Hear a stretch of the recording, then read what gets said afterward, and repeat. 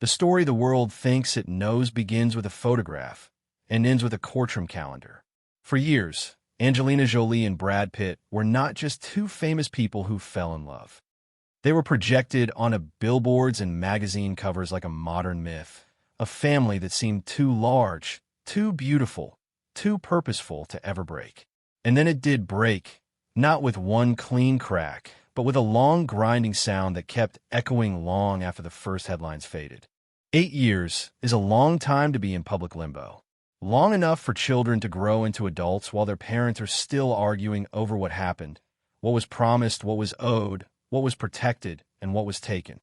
Long enough for strangers to turn fragments of legal language into certainty, and for certainty to harden into camps. Long enough that silence itself starts to feel like a statement. It is tempting to ask for a single dramatic moment, one scene you can point to and say, this is where everything ended. The public has always wanted that. A doorway slammed, a confession, a betrayal caught under flashbulbs. In their case, the moment most often cited is a private flight in September 2016, a confined space where, according to allegations described in legal filings and reported by major outlets, an argument escalated and left Jolie saying she was acting to protect her children. Authorities investigated, including the FBI, and no charges were filed, a fact that sits uneasily beside the permanence of the accusations because legal closure does not always produce emotional closure. 5 days after that flight, Jolie filed for divorce. And from there, the separation became something more than a breakup. It became an endurance test. In 2019, they were declared legally single through a bifurcated process that separated marital status from the unresolved disputes that remained. To the outside world, that sounds like an ending. In reality, it was only a change of labels while the most difficult parts continued to unfold behind closed doors.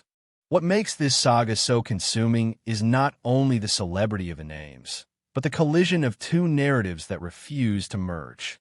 One side frames the story as a mother choosing safety and stability after a frightening rupture.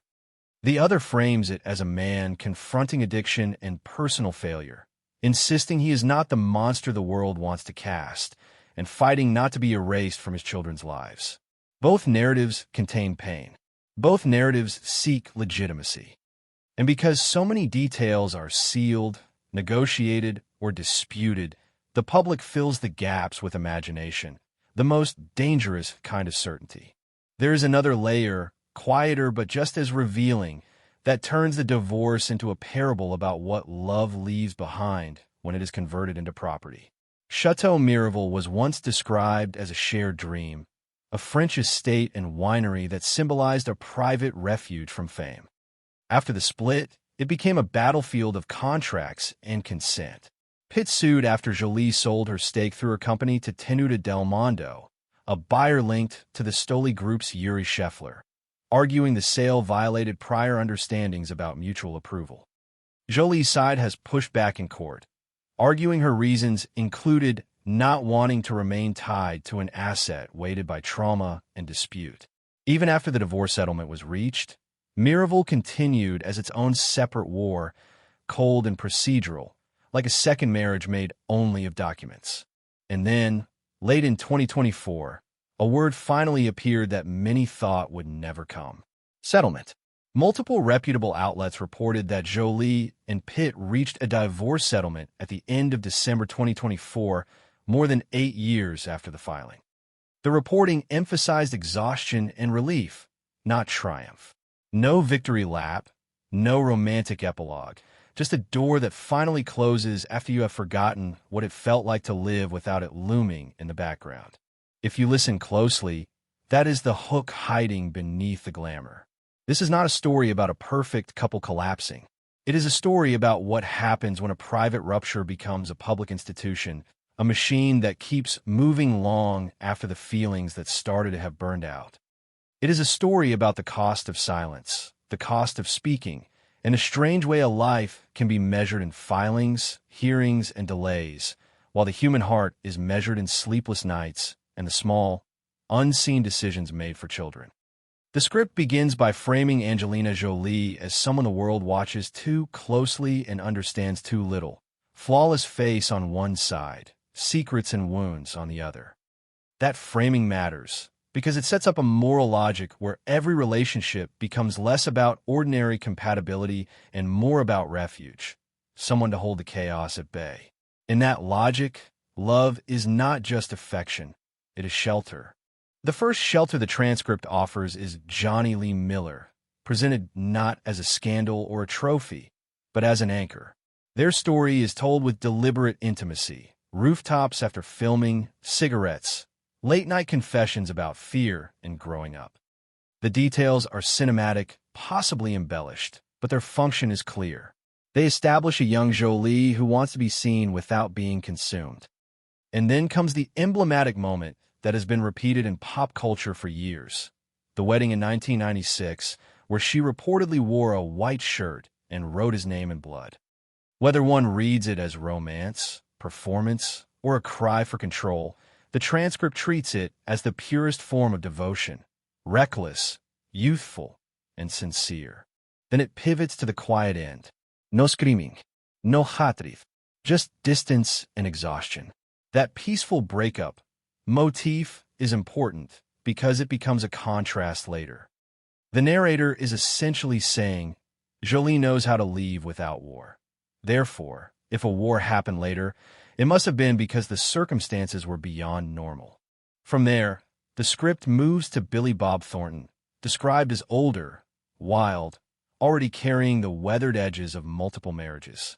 The relationship is framed as a blaze, fast, public, and unrestrained. Again, symbolism is used as shorthand. Vials of blood, tattoos, a kind of love that dares the world to judge it. It is not subtle. It is the opposite of the quiet rooftop conversations with Miller.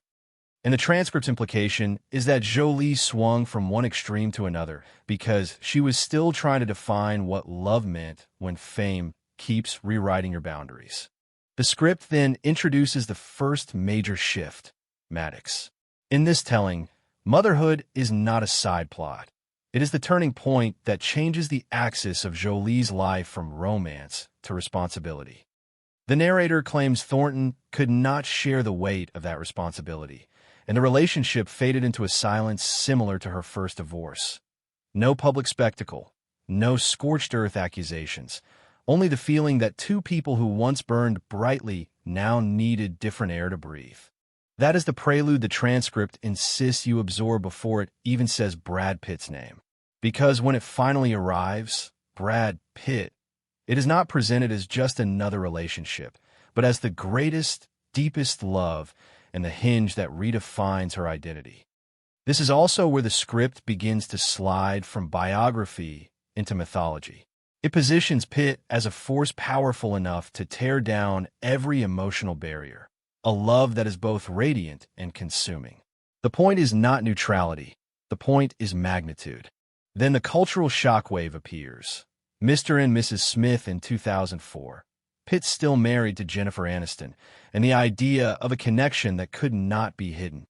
The transcript describes their bond as inevitable, but it also acknowledges the cost. Once Pitt's marriage ended in early 2005, the story says everything exploded.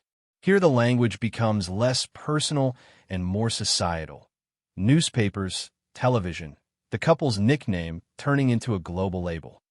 The love story stops belonging to them and begins belonging to everyone. This is where the transcript tries to make you feel the difference between a romance and a machine. A romance lives in private moments. A machine lives in headlines. The narrator lists the elements that made Brangelina feel unbreakable: the humanitarian work, the public idealism, the family growing across continents. Shiloh's birth in Namibia is framed as an act of defiance against paparazzi.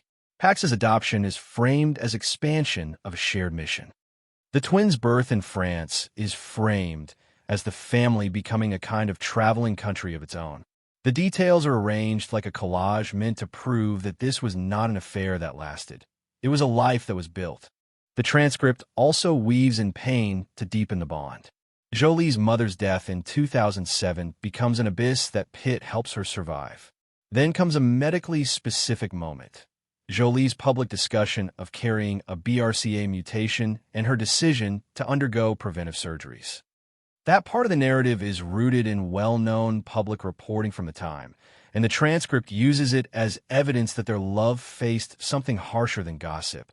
Mortality, fear, the body changing, the question of whether intimacy survives loss. Even in a dramatized script, that is the kind of scene audiences remember because it feels recognizably human. Only after building this long runway does the transcript begin to hint at the fracture. Two ambitious lives pulling in different directions, pressures from work and fame, parenting disagreements, exhaustion. It paints the home as gradually colder, quieter, more distant. In other words, it is setting the stage for why the eventual collapse would not be a simple "we grew apart" narrative, but something heavier, more frightening, and more legally consequential, something that could plausibly end in allegations, investigations, and the kind of litigation that dragged on until a reported settlement in late December 2024. By the time Angelina Jolie and Brad Pitt finally married in 2014, the relationship had already lived a full decade under pressure that most couples never face in a lifetime. The transcript treats that wedding, private, child-centered, sealed away from spectacle, as a quiet declaration, not a grand beginning, but an affirmation after years of shared history. In that framing, marriage is not the spark, it is the stamp. And that is exactly why the collapse that follows is narrated like a tragedy rather than a breakup. When a couple has already survived the storms, the audience assumes the ship is unsinkable. The script's job is to show you the hidden waterline crack. It starts with a familiar culprit, divergence. Two ambitious people can grow in the same direction for years, and then, slowly, their growth vectors begin to angle away from each other. In the transcript, Jolie's focus intensifies around directing and humanitarian work, projects with moral gravity, political stakes, and emotional weight. Pitt's life tilts toward production, films, investments, and the kind of long-term strategy that does not always align with the urgent, field-driven rhythm of activism. Neither path is painted as wrong. The fracture comes from the friction between them, the constant negotiation of time, control, and priorities inside a household already carrying the complexity of 6 children. Then the narrative introduces a more intimate shift, mood. The transcript doesn't just describe schedules, it describes atmosphere. A home that once felt alive becomes colder and quieter. Calls become logistical rather than affectionate. The "I miss you" disappears, replaced by long silences that do not resolve into tenderness. This is where the script begins to change genres, from romance biography to psychological drama, because silence is not presented as neutral. Silence becomes evidence of emotional separation, a room filling with unspoken resentment. The hinge point in the transcript is By the Sea, 2015, the film Jolie directed and starred in, about a married couple disintegrating. The script treats the project as a mirror they willingly stepped into. Publicly, it was art, a creative experiment. Privately, according to the narrator, it functioned like exposure therapy without safety rails, reenacting the shape of misery until the reenactment starts to feel real. Whether or not that is fair to the actual people behind the story, it is a powerful narrative move because it turns their work into prophecy. It implies that what audiences watched as fiction was already happening under the surface. Next comes the escalation: substance use, emotional volatility, and fear. The transcript claims Pitt drank more, while Jolie grew quieter, retreating into loneliness and anxiety. It portrays the relationship as a widening gulf where one person externalizes pain and the other internalizes it. This is a classic storytelling device. One partner becomes a storm, the other becomes a shelter that starts to collapse from the inside. Again, the language is not cautious. It is written to pull the audience toward a single conclusion. The marriage was no longer simply strained. It was unsafe. And then the transcript delivers the sharp blade. September 15, 2016. The private flight from Nice to Los Angeles is described as the moment everything left the realm of emotional injury and entered the realm of legal consequence.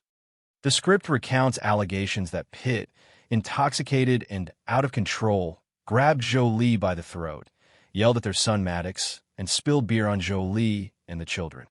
It describes Jolie's injuries and Maddox's reaction, standing between them, as if the child became the boundary line the adults had failed to draw. In the transcript, that image is the moral centerpiece. A teenage son placed in the role of protector, a role no child should have to perform. From there, the story becomes procedural. Jolie calls a lawyer. 5 days later, she files for divorce. Those details matter because they're designed to show immediacy, not deliberation. The transcript wants you to feel that the decision was not strategic or calculated, but urgent, an emergency response. It also presents the investigative aftermath. Authorities look into what happened. No criminal charges are filed, and yet the emotional verdict inside the family is portrayed as final. This is one of the transcript's strongest themes. Legal closure can coexist with lasting relational rupture. The narrative then shifts to consequences that linger long after headlines move on. It claims that the children's relationships with Pitt deteriorated dramatically. Maddox allegedly never saw his father again. Other children purportedly distanced themselves, and some reportedly dropped Pitt from their names. Whether every detail holds up in the real world is less important to the script than what those details symbolize: erasure. The transcript frames the aftermath as a family reconstituting itself around the mother, with the father becoming a ghost at the edge of the picture. At the same time, it acknowledges a competing arc for Pitt: rehabilitation, therapy, and an attempt at behavioral control. This is crucial because a story that paints one side as purely villain and the other as purely victim tends to feel cheap. The transcript tries to avoid that by inserting a partial redemption pathway. Pitt admitting he drank too much, seeking help, trying to stabilize. But it never lets that arc outrun the core allegation. It is more regretful man than restored father, more too late than turnaround. Public reaction becomes its own character. The transcript describes the divorce as a global shock, a collective mourning of a myth, followed by an immediate split into camps. Those who see Jolie as a mother protecting children from harm, and those who question her motives scrutinize her claims, or interpret the story through loyalty to Pitt's star persona. That polarization is not incidental. It is part of why celebrity divorces metastasize. The public is not a spectator. It becomes a pressure force, shaping reputations, fueling narratives, and rewarding certainty even when certainty is impossible. Then the transcript describes the legal years as a long, expensive, emotionally draining loop. Communication through lawyers, therapists, hearings, rulings, appeals, reversals, and continued disputes. The details in the script about custody outcomes are presented with strong finality, but the broader point is the same regardless of exact legal endpoints. The conflict did not end quickly, and the prolonged process became its own kind of captivity. Jolie's silence is framed not as coldness, but as a sanctuary, protection from a world that would happily consume every private detail if allowed. After the plane incident and the filing, the story did not move toward closure the way most people imagine divorces do. It expanded. What had begun as a personal rupture turned into a multi-front conflict in which time itself became the enemy. The transcript describes the years after 2016 as a kind of prolonged fog. Paperwork replacing conversation, court dates replacing anniversaries, and the ordinary work of raising children becoming inseparable from legal strategy. Whether you view that as protection or punishment depends on which narrative you trust, but the human outcome is the same. Life is lived under a ceiling that never quite lifts. One of the most psychologically corrosive elements in long-running separations is the disappearance of direct communication. The transcript emphasizes that the couple rarely spoke face-to-face, that messages moved through lawyers, and that even parenting became mediated by therapists and legal terms. This matters because it changes how people relate. If every sentence might become evidence, sincerity becomes dangerous. If every compromise might be interpreted as weakness, flexibility disappears. Over time, the conflict stops being about the original injury and becomes about identity. Who is the responsible parent? Who is the stable adult? Who is the truthful narrator? Who is the one protecting the children? Who is the one being unfairly punished? In that environment, peace is not simply a decision. Peace is an ecosystem, and ecosystems take years to rebuild. The transcript also leans into a difficult truth about celebrity divorce. The public does not just observe it, the public participates in it. Headlines become emotional weapons.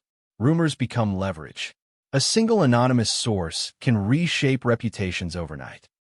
And because the audience feels they know these people, they treat the breakup like a referendum on character. Jolie becomes either the brave mother or the calculating strategist. Pitt becomes either the broken man in recovery or the dangerous figure whose charm masked harm. The social media era intensifies this because nuance is rarely rewarded. The strongest, simplest story wins, even when the truth is complex, partial, or sealed behind confidentiality agreements. Inside that noise, the transcript frames Jolie's strategy as retreat, not hiding out of shame, but withdrawing to control the environment around her children. It presents her as someone who learned, painfully, that privacy is not a luxury. It is a form of safety. In that framing, stepping away from Hollywood is not rejection of fame. It is refusal to let fame parent her family. The story repeatedly returns to one core idea. Love has changed shape. It is no longer romantic. It is protective. It is the architecture of a home built to keep the outside world from turning a child's pain into entertainment. At the same time, the transcript gives Pitt his own form of reconstruction, though it keeps the tone restrained, almost guarded. It describes him confronting alcohol, entering therapy, and attempting to stabilize his life. This is not presented as a triumphant redemption arc. It is framed as damage control after the fact, a necessary but insufficient response. The subtext is clear. Even if he becomes healthier, the relationship damage has already been done, and trust is not something sobriety can automatically restore. In these stories, recovery is always complicated by timing. The person who needed change may change, but the people who are hurt may already be living in a different emotional universe. And then there is the question that often outlives the marriage itself. What happens to the shared symbols? The transcript treats Château Miraval as the most important symbol of all. It is described as more than a property, an emblem of the life they built, the place where they married, the site of family memory and public branding.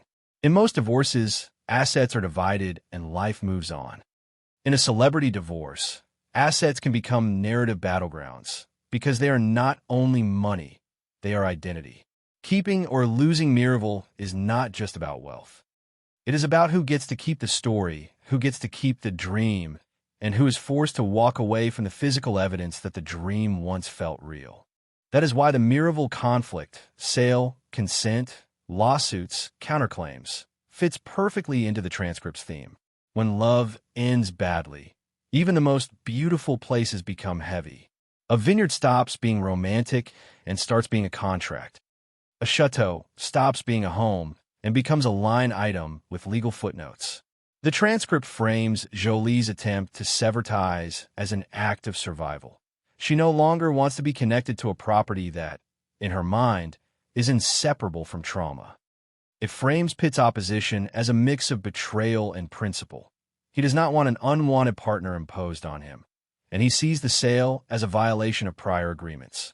In other words, both sides can claim logic, and that is what makes the dispute so cold. Logic does not heal, it only justifies. This part of the story also clarifies why the public often misunderstands settlement. Even if a divorce reaches a legal endpoint, that does not mean the war is over. It means one chapter is closed while others remain open. custody arrangements evolving as children age, property disputes continuing, reputational aftershocks lingering in interviews, documentaries, and the next generation's choices about what name they carry. The transcript repeatedly returns to the idea that the cost of divorce extends beyond emotion and finances. It extends into the future, shaping careers, friendships, and family dynamics long after the court documents are filed away. Finally, Part 4 introduces what the transcript wants you to see as the first real sign of transformation.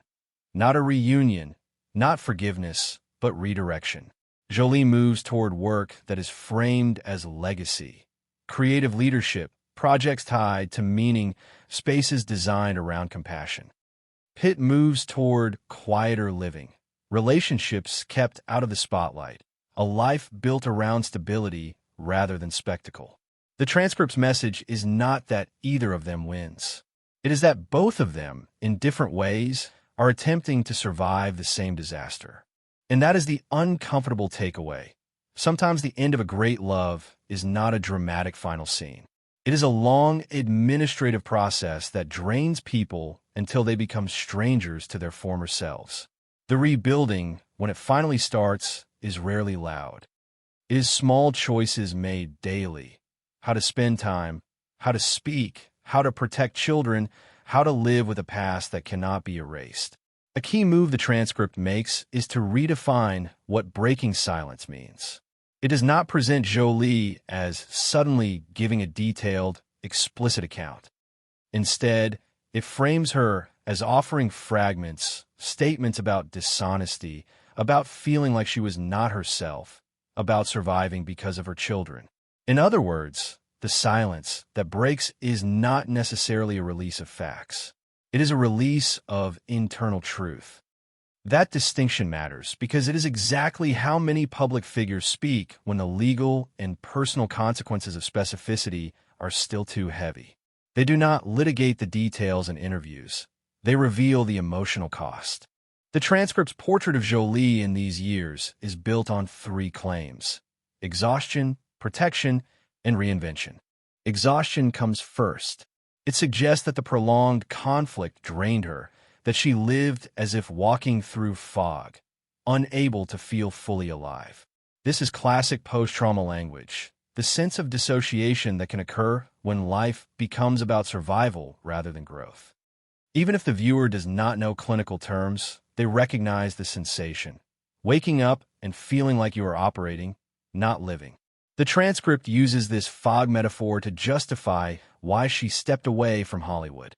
Not because she lost relevance or ambition, but because the environment became incompatible with healing. In that framing, Hollywood is not merely a workplace. It is a trigger, a place where every camera flash reminds you that private pain is public currency. Protection is the second pillar. The transcript makes a strategic argument. Her children were the anchor, the reason she did not collapse, and therefore the primary mission became building a home where they could breathe. That is why it returns repeatedly to the idea that love is no longer romantic. Love is protection and growth. This is a powerful reframing because it neutralizes the public's most common expectation, that a celebrity divorce must produce either scandal or new romance. Instead, the transcript says the romance ended, but love did not. It simply changed target and definition. Reinvention is the third pillar, and it is where the story tries to become hopeful without becoming naive. The transcript points to 2 symbolic arenas, Broadway and fashion. Broadway, through The Outsiders, is framed as creative leadership and intergenerational connection, especially because the transcript emphasizes her working as a producer with her daughter. This is not just a career pivot.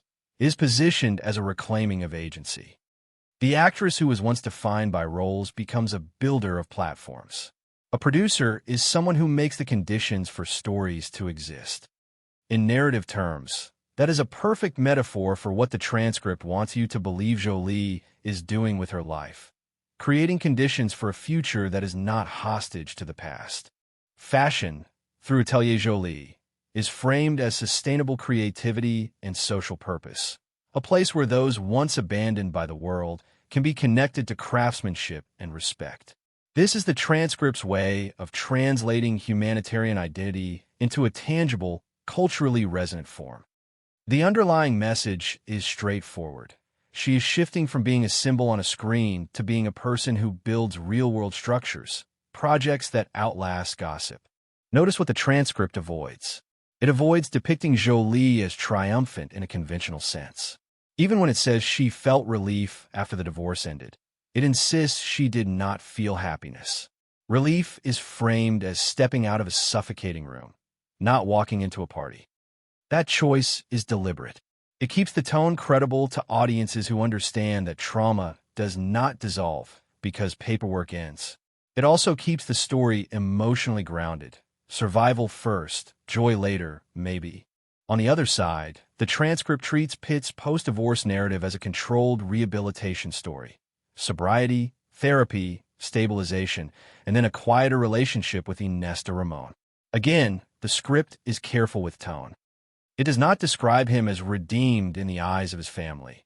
It describes him as more loveless than ever in the public eye, then explains how he tried to rebuild privately. This is a subtle but important distinction. Public perception is not the same as private reality. A person can be improving while still being distrusted. A person can be stable while still being excluded. Improvement does not automatically reopen doors that were slammed in fear. The transcript description of Pitt's quieter romance is also doing symbolic work. It is meant to contrast the era of Brangelina, the blazing spotlight, the ideology as brand, the power couple myth, with something dimmer and calmer.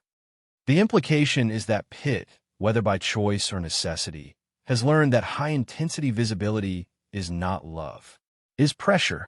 A low-profile relationship is framed as peace, as an emotional anchor, rather than a headline machine. The first thing the transcript does in this closing stretch is strip romance of its glamour. It argues, implicitly and sometimes explicitly, that passion is not proof of safety. In the earlier chapters, passion was everywhere. Rooftop cigarettes with Miller, blood vial symbolism with Thornton, the explosive chemistry with Pitt. The script treats those images as seductive but incomplete. They are beautiful on camera, but they are not sufficient for a life that includes children, careers, and psychological history. By the time we reach the aftermath, passion has been demoted. The highest value is not intensity, it is stability. That reframing is the emotional core of the finally breaks silence claim. The transcript is not interested in the courtroom's version of truth as much as the lived version. How it feels to realize that what once looked like destiny has become a threat. It suggests that Jolie's rare public reflections about dishonesty, about being lost, about surviving for her children, are not gossip. They are boundary markers. They are her way of telling the world. The story you enjoyed as entertainment had consequences that did not end when the credits rolled. The transcript's second closing move is to elevate motherhood as the primary moral lens. Jolie's children are not used as props. They're depicted as the axis around which all choices spin. Whether or not every detail in the transcript is verifiable, the narrative intent is consistent. A mother's love is portrayed as the force that prevented collapse, the force that justified retreat, and the force that inspired reinvention. When Jolie says, in the script's telling, that she would not have survived without her children, it is not positioned as sentimentality. It is positioned as strategy, an identity shift from partner to protector. This is important because celebrity narratives often flatten women into archetypes: the seductress, the victim, the ice queen, the manipulator. The transcript tries to counter that flattening by arguing that Jolie's choices are coherent when viewed through the lens of protection. In that sense, silence becomes an ethical stance rather than a PR tactic. She is silent because she refuses to let her children's pain be mined for content. The third move is a controlled handling of Pitt's rehabilitation. The transcript acknowledges the public reporting and common storyline of him confronting alcohol and pursuing therapy, but does not let that become a clean redemption. It's closer to a sobering observation. A person can change and still be living with consequences that change cannot undo. In business terms, the transcript is describing reputational damage and relational loss as liabilities that do not disappear when a corrective action plan is implemented. Progress matters, but outcomes remain uncertain. This is why the script spends time contrasting loud love and quiet love. Loud love, Brangelina, was high visibility, high pressure, constantly validated and punished by the public. Quiet love, the later relationship attributed to Pitt, is described as private, steadier, free from constant judgment. The transcript implies that this quieter approach is not merely preference, it is adaptation. When a public relationship collapses in public, privacy becomes a form of self-preservation. Then the transcript returns to the theme of legacy.